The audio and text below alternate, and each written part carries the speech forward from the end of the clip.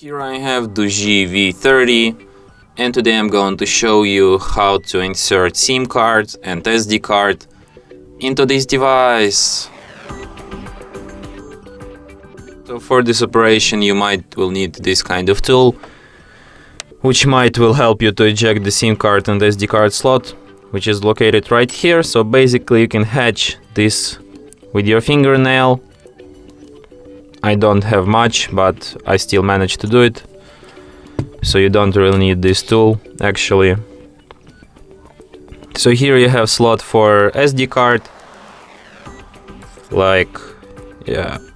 and here you have slot for SIM card, something like that. And then you put it back into your device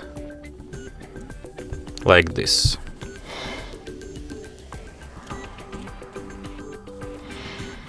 And as you can see, it immediately shows me notification that SIM card for data, something like that, found.